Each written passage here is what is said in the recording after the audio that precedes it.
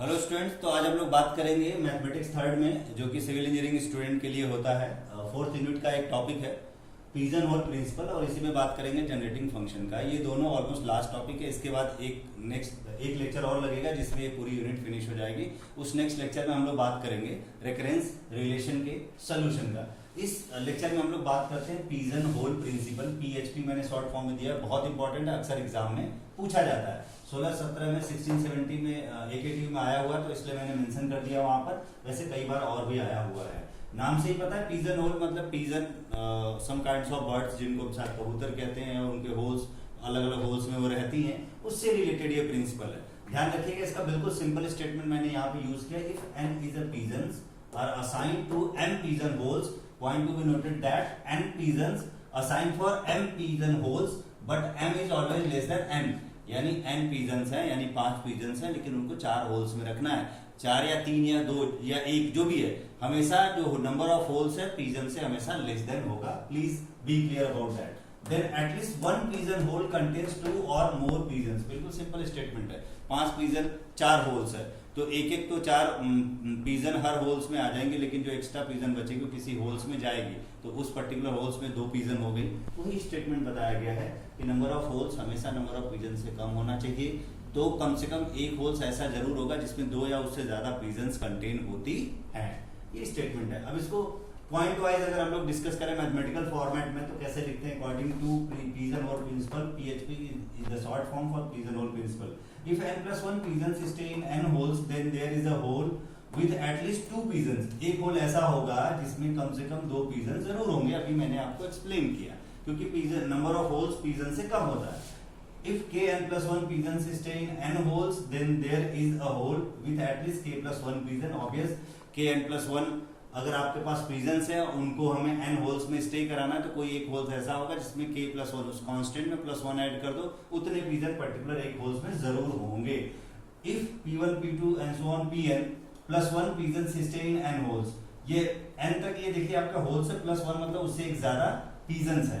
तो ऐसा कोई जनरल होल्स, एक i जो है, i is the representation for the number of holes. 1 to n holes है, उनमें से कोई एक ऐसा होल जरूर होगा such that ith holes contain at least pi+1 pigeon. कम से कम एक होल्स ऐसा जरूर होगा जिसमें pi+1 पिजन, यानी एक से ज्यादा पिजन्स होंगे। सिंपल है। ये सारे के सारे स्टेटमेंट इसी के अकॉर्डिंग निकले हुए हैं, बिल्कुल सिंपल। 5 पिजन 4 होल्स, तो किसी एक होल्स में 2 पिजन हमें रखना ही पड़ेगा। एग्जाम्पल लेके इसको जरा एक्सप्लेन करते हैं। Let us consider an example x1 x2 and so on xn is the subset of n with summation I from 1 to nx I equals to 30। इसका मतलब क्या हुआ? ये x1 x2 xn जो ये हमारे पास दिया गया है, that is the holes। 9 holes है, वो सारे नेचुरल नंबर से लिए जाएंगे, बिकॉज हमने पहले ही आपको बताया। ध्यान रखिएगा, ये जितने भी n और m लिए जाएंगे, पिजन्स या पिजन होल्स, ये सब सबसेट ऑफ नेचुरल नंबर होंगे, क्योंकि ये काउंटिंग नंबर होता है। ठीक है, ध्यान रखिएगा। Then show that for i j k belongs to 1 2 3 up to n। ये प्रूव करके दिखाइए कि कोई i j k general value ले लीजिए 1 2 3 n, मतलब 9 होल है, उनमें से कोई भी 3 होल्स उठा लीजिए, एनी 3 होल्स जिनका सम जो होगा ग्रेटर देन इक्वल्स टू 12 आएगा। जिनके सम का मतलब ये है कि xi लग गया इसमें, मतलब कितनी पिजन्स, xj ये भी number of pigeons, xk number of pigeon, यानी 3 होल्स के पिजन को सम किया जाए, तो ऐसा कम से कम एक सेट ऑफ पेयर जरूर होगा जिनमें 3 होल्स के पिजन को सम किया जाए तो 12 या उससे ज्यादा आएंगी। और टोटल पिजन आपकी कितनी है? 30 पिजन्स को 9 होल्स में डिस्ट्रीब्यूट करना है, और ये प्रूव करके दिखाना है कि कम से कम कोई 3 होल्स ऐसा होगा जिनमें नंबर ऑफ पिजन्स के सम कर दिए जाए, ऐड कर दिए जाए, तो 12 या उससे ज्यादा हो सकता है। इसका सिंपल मतलब यही है। मैं इसको एक लाइन में समझाना चाहता हूं, ध्यान से समझिए। 30 पिजन्स है, 9 होल्स है। ये कह रहा है कि पिजन होल प्रिंसिपल यूज करके बताइए कि कम से कम कोई ऐसा 3 होल्स हम ले लें, उसमें जो नंबर ऑफ पिजन्स होंगी उनका सम जो होगा 12 या उससे ज्यादा होगा। ऐसा प्रूव करके दिखाइए। बहुत सिंपल है, देखते हैं। 30 था, टोटल पिजन्स का सम 30 है। आप देख लीजिए 30 पिजन्स है और 9 होल्स में उनको डिस्ट्रीब्यूट करना है। तो पहले होल्स में जितनी पिजन है, दूसरे होल्स में जितनी पिजन है, इधर x1 ये नंबर ऑफ होल्स बता रहा है कि हर होल्स में कितनी पिजन्स है। तो i from 1 to n, n का मतलब 9 है, तो मैक्सिमम 9 तक जाएगा। 9 होल्स के पिजन का सम 30 है, तो 9 से दोनों साइड डिवाइड कर दिया डिवाइड क्यों करते हैं हम ये देखेंगे कि कितना रिमाइंडर बच रहा है, कितनी पीजन्स एक्स्ट्रा बच रही है, उसको देखना है। तो 9 से डिवाइड किया है तो 30 को हम लिख सकते हैं 27 प्लस 3, 27/9 करेंगे तो यहाँ से देखिए 3 मिल जाएगा, और 3/9 करेंगे तो यानी 3 पीजन्स एक्स्ट्रा बच रहे हैं। आप देखिए 3 ईच होल्स में 3 पीजन तो चाहिए ही चाहिए, क्योंकि 3 तो पूरा डिवाइड हो गया, तो 3 9 जा 27, एक्स्ट्रा कितनी बचेंगी, 3 और एक्स्ट्रा बचेंगी, और 3 सारे होल्स में पीजन्स हो चुके हैं। तो इस स्टेटमेंट से ये पता चलता है 3 पीजन्स है लिखा है। Now using PHP principle pigeon hole principle at least 3 holes which contains at least 4 pigeon, हर होल्स में कम से कम 4 पीजन होंगी। कैसे होंगी भाई साहब, देखते हैं जरा क्यों 4 पीजन होंगी। 3 होल्स यहाँ पे दिखा रहा है, तो अब देखिए 3 होल्स ऐसा होगा जिसमें 4 पीजन हो, क्योंकि 3 4 जा 12, 3 4 जा 12 अगर हम करेंगे तो देखिए 3 + 3 + 3 ये होल्स है, इस होल्स में भी 4 पीजन, इस होल्स में भी 4 पीजन, इस होल्स में भी 4 पीजन, 4 + 4 + 4 पीजन अगर हम करते हैं तो कितना आ रहा है 12, इक्वल और ग्रेटर दोनों लगा हुआ है, तो इक्वल भी है और ग्रेटर भी है। अब जरा इसको हम यही हमें प्रूव करना था कि xi + xj + xk greater than equal to 12 prove करके दिखाइए, यानी हर होल्स में कम से कम 4 पीजन हम जरूर रख सकते हैं। तो ऐसा एक सेट ऑफ पेयर जरूर होगा जिसमें 4 पीजन बैठेंगी, तो 12 आ गया यहाँ पर। अब इनको हम डिस्ट्रीब्यूट करके डायग्राम के थ्रू देखते हैं कि कैसे आता है। देखिए मान लीजिए हमारे पास 9 होल्स है, 1 2 3 4 5 6 7 8 9। अब इसमें भी 4 बैठा है, इसमें भी 4 बैठा है, इसमें भी 4, तो ये 12 हो गए। बचे हुए में भी 4 4 4 हम बैठा सकते हैं, तो ये भी 12 24 हो गए।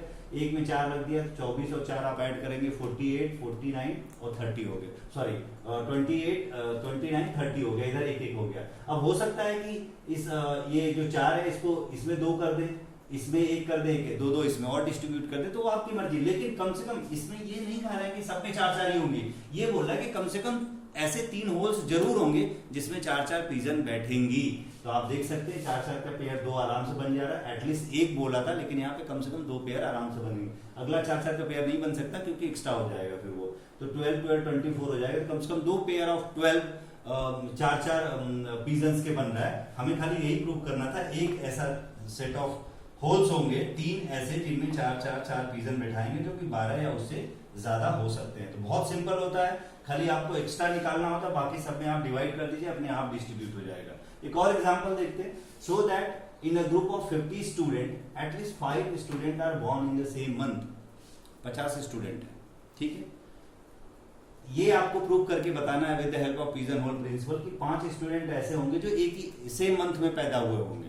तो इसमें देखिए सेकंड वाला प्रिंसिपल हम अप्लाई करेंगे, ये सेकंड प्रिंसिपल kn+1 वाला। देखिए क्यों, क्योंकि n = 12 मंथ दिया है, 12 महीने होते हैं ये हमें मालूम, और स्टूडेंट कितने हैं 50, तो जो 12 महीने है उसको हमने पीजन होल मान लिए, ये 12 पीजन होल्स हैं, ठीक है। और 50 स्टूडेंट को हमने पीजन्स मान लिया। अब 50 को लिखेंगे kn+1 के इक्वल्स टू, तो kn+1 अभी वो जो दूसरा पॉइंट था पीएचपी का पीजन होल प्रिंसिपल का, वो मैं आपको यहाँ पे एक्सप्लेन करता हूँ। kn+1 n की वैल्यू 12 रखेंगे, तो 50 इधर 1 को इधर ट्रांसफर किया, 50 - 1 49, तो 12 k = 49, k = 49/12। अब 49 को हम लिख सकते हैं 48 + 1 और डिवाइड बाय 12 ऐसा इसलिए लिखा क्योंकि 48 12 से कंप्लीट डिवाइड होगा 4 टाइम्स, तो ये देखिए 4 टाइम्स कैंसिल हो जाएगा, 4 टाइम्स, तो 4 आ गया, प्लस एक रिमाइंडर बच रहा है। कितना रिमाइंडर बच रहा है, 1, यानी 4 बच्चे एक मंथ में तो पैदा हुए ही होंगे, हर मंथ में 4 स्टूडेंट जरूर पैदा हुए थे, ये तो फिक्स हो गया। और रिमाइंडर 1 बच रहा है, तो एक बच्चा और है ना जो किसी न किसी मंथ में पैदा ही हुआ होगा। ऐसा तो है ना कि 12 महीने के अलावा कोई 13वां महीना होता है कि 13 मंथ में वो चला जाएगा। तो ये तो फिक्स हो गया कि at least 4 student born in a same month, but एक रिमाइंडर जो बच रहा है वो किसी एक महीने में तो जरूर आएगा।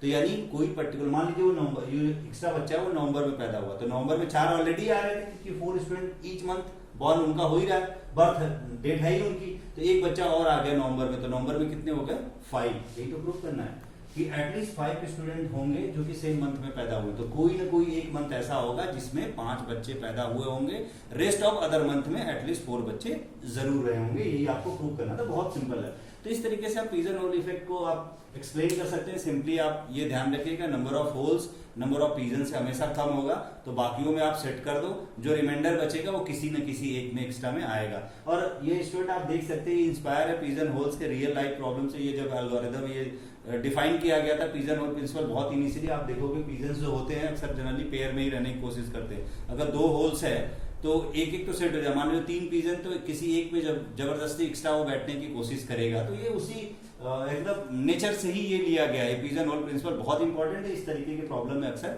यूज किया जाता है। तो एग्जाम में जस्ट अ डेफिनेशन आती है with the help of example. I hope कि आप इसको जरूर समझे होंगे।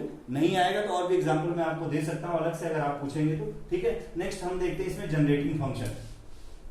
जनरेटिंग फंक्शन इसका एक नेक्स्ट टॉपिक है। इस जनरेटिंग फंक्शन के बाद हम लोग बात करेंगे रिकरेंस रिलेशन की। जनरेटिंग फंक्शन क्या होता है, बहुत सिंपल इसकी डेफिनेशन जानते हैं। Generating function is a power series which is used for solving the recurrence relation. ये एक पावर सीरीज होती है जो रिकरेंस रिलेशन को सॉल्व करने के लिए यूज की जाती है।